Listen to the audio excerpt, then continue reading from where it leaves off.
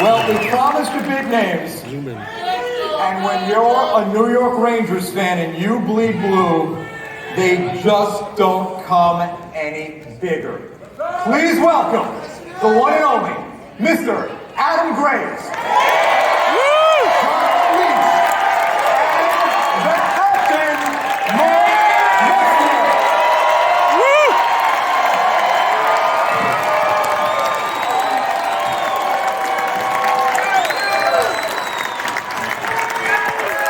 Let's go Rangers!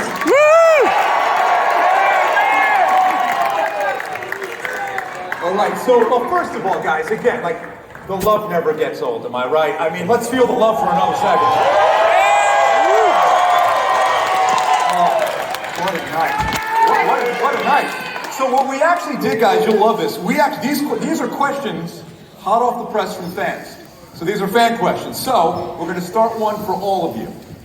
Can each of you share a few thoughts on Henrik and what makes him so deserving of tonight's honor? Why don't you go first, Dave? We always follow the captain. Oh, nice.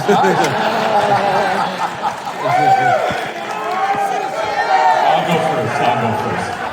Thank you, Brian. That's a good one. For me, with Henrik, you know, the difference maker that a player like that comes into an organization can do for the whole thing, and Mark was able to do it for us.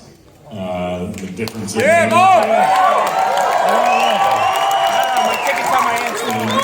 Henrik was able to turn it over and allow the team to get better and figure out a way to play. But for me, it was the pride he had in wearing the jersey, embracing the city, embracing the fans, and embracing the community. So that's my biggest memory of Henrik, is the way he came from Sweden and became a New Yorker and embraced it all. I think we were reminded tonight of how these kinds of moments can just galvanize everybody again. The Ranger fandom, everybody in the building, everybody in here. It was an incredible, emotional moment for Henrik and his family. The one thing that struck me in his comments, to be honest with you, was what he talked about. Every win was a celebration, every loss was like the world was coming to an end. And people talk often about, athletes never get too high, never get too low. I never understood that concept. It is all about winning, and when you don't win, it is misery. And he wore that philosophy on his sleeve for his entire career here in New York, and the team followed.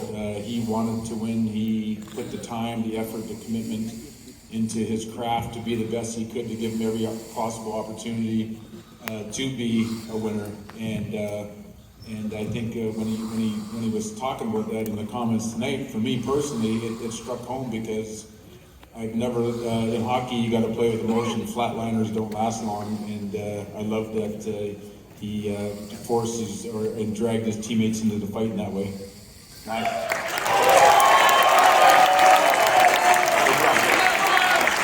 And I would agree, and I even likened it to practice back in the day, because I was over the last 17 years of watching Hank his entire career practice, not every day, but many times every year. It reminded me of Mike, because a lot of goalies, and I remember when I first started in the National Hockey League, where you couldn't shoot above the goalie's pads. There was certain rules that you had to do in practice. And then I was lucky enough to be traded to play along with Mark and learn so much in Edmonton and Grand Fuhr, where you're allowed to take 10 pucks at the hash marks and take slap shots against him. But that's why he was great. So then I come to New York, and Mike, you weren't allowed to leave a puck in his net. And if Mike was facing the next shooter and you took a rebound and put it in the empty net, he'd fire it off the glass right by your ear. And Mike's the nicest guy ever. But watching Hank, it was the same thing. Like, you could take, the guys come down and like, oh, Hank's played like 20 games in a row, and it's a regular practice, and he's taking pucks and he's blocking them with his head and his shoulder and everything else. That's in practice. But it's that element that Mark's talking about, and Brian, that will, that desire, that preparation. There's a reason why we're celebrating him tonight. This This is a great fan question, and it is for you, Adam. There is so much to being a great pro, especially how you handle yourself off the ice. Henrik has made some tremendous efforts to engage his community. Can you speak to why that is so important? Well,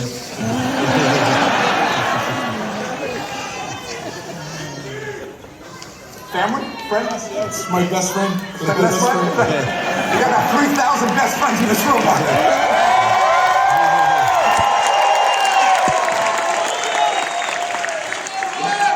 Hey, we are just as happy too to see each other. So, without question. I'll give you one anecdotal story, and it's something that's I think whoever was there that day will never forget. And it took place probably about 9 or 10 years ago. And there was a young child from Garden of Dreams was sitting with their family, and obviously this young kid had been battling and had their own personal battle, and they were waiting because they were a Henrik Lundqvist fan, and with the family, the jersey on, and watching practice. And it happened to be a really cold day in New York because at the training center, when the guys were breathing on the ice, you could see their breath. That's how cold it was. So on this particular day, no different than any other day, he was one of the last. In fact, he was the last guy off the ice. And I think the family and everyone was kind of wondering, is he going to remember to come over? Is he not? Sure enough, as soon as the practice came off, he came around, opened the gate, and it was almost like something out of a movie because you know how big the goaltender's equipment is, and he had the plastic gloves that he wore under his. And he came off, and the steam's rising off. It's almost like a movie. And he came, brought his stick down, and he went down on one knee and spent 15 minutes with this young child's family. And everyone around me was just silent, and just it was a special moment that you'll never forget. And that's the magic. And he shared that with the community. So Brian, for you now, as a defenseman, what does having a goalie like Henrik in the net do for a team? And specifically for a defenseman? You can do whatever you want, basically, without worrying. Unless Mike Keenan's a coach. But,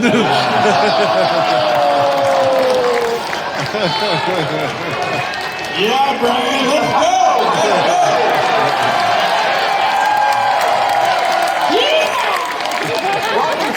Welcome to Rangers Uncensored.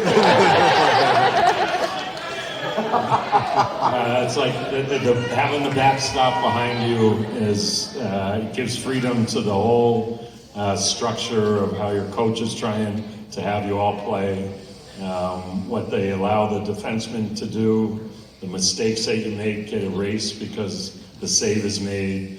And when Henrik came in, he allowed that young team to start building up, gaining confidence in what their coaches were telling them, the systems they were trying to implement. I was lucky enough to have Mike Richter do it for me, and he raised a lot of my mistakes. And watching it with Henrik when he came up, I'm like, I miss that. I miss that. You know, you get in different situations where you don't have that, and you realize your mistake ends up as a goal, and it's focused more on you, but those mistakes are wiped out, and it gives confidence to everybody. Good stuff. All right, this next stand question is for you, Mark. Leadership seems to go hand in hand with the numbers we see in the rafters. What are some of the attributes Henrik possessed during his playing career that made him such a great player and someone who was revered by his teammates? Yeah, it's a great question. You know, there's a saying that goes, it's one thing to be looking at the bull in the ring as opposed to being in the ring with the bull. And I say that because it's so hard to comment on a player that you've never played with and been in the dressing room, on the buses, on the planes, spending 20 hours a day and seeing that. So we are all, like all of you, just hearing the stories about his commitment, his dedication, his pursuit of excellence, his desire to win. And I think, you know, there's many different forms of leadership, as we all know, and we've all talked about for years. And you know, Henrik himself, you know, wanted to win. It's pure and simple, and he was willing to do everything he could to make himself the best player he could be in order to try to be a winner. And I think that is a different form of leadership than as opposed to what you say in the locker room or what you do off the ice or how you galvanize the players. It seems to me from hearing all the stories, he did his leadership through example, and sometimes that is the best form of leadership. Yeah, and I'm asking the two other guys, the right guys, how contagious is that leadership by example? We will win!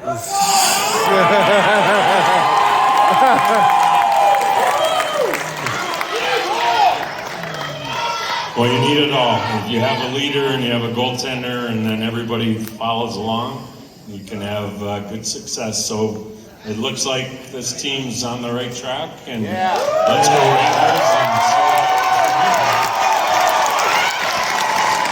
Okay, for all of you guys, we know that to have played a game in the NHL is special, but what makes having played in the league for so many seasons with the same team that is that much more meaningful? Well, I can speak to just certainly having the good fortune of playing here for 10 years, and certainly Mark the same, and Brian.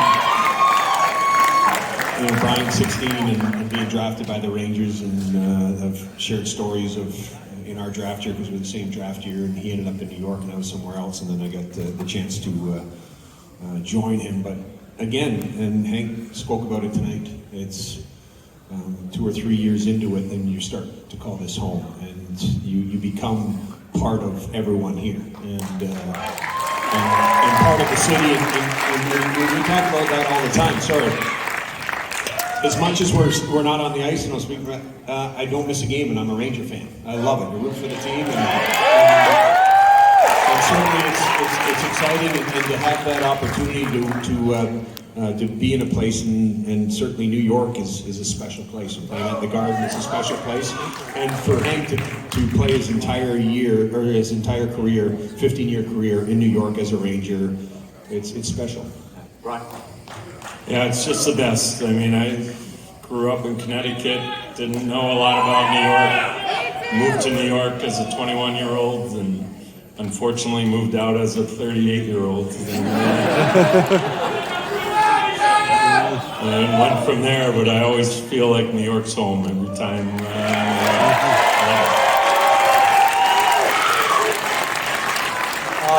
I think if circle back, it's just so incredibly hard to win, and the only way that you can win is to galvanize a team together for a common purpose. It's easy for us to go to training camp every year and understand that we're here to try to win the Stanley Cup, but there's so thank you. There's so many. Your agent, by the way, your agent. There's just so many elements that come into it in order to get everybody on the same page, and suffering, crushing defeats and experiencing all this together, and ultimately keeping everybody, motivated and inspired in order to do this together. And unfortunately, we know we're all there to win the Stanley Cup, but the reality is we might be motivated by 20 different things that why we want to win. And once we understand each other, we get this idea of where you come from, why this is important to you, all these stories that come to fruition on bus rides and on planes and late night bars and all the things that galvanize teams together. You go down this crazy journey through, and it doesn't happen in 6 months. It doesn't happen in 1 year. It takes a lot of time to foster those kinds of relationships and that kind of journey, and that's why it's so hard to win, because it takes time, it takes the right people, it takes the right coaching, it takes the right ownership, it takes everything. So, here we are. And but I tell you one thing, everybody, I'm loving the team this year.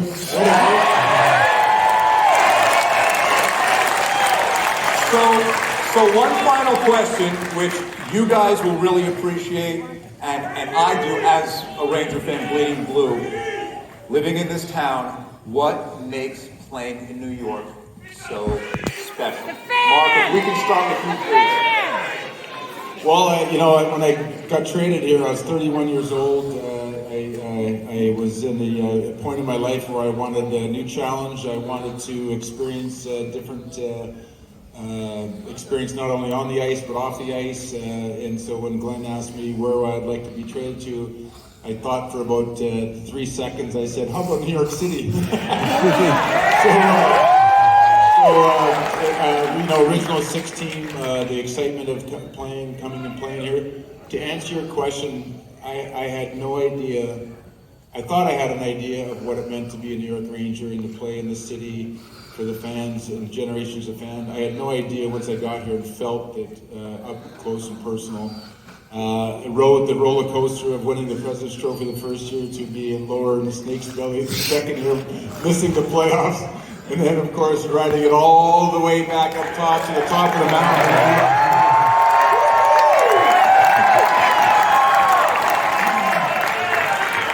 So to answer your question, it's the people, it's the fans, and they were just as big a part of it as so thank you. Thank you! And on that note, let's hear it one more time for Adam Graves, and the captain,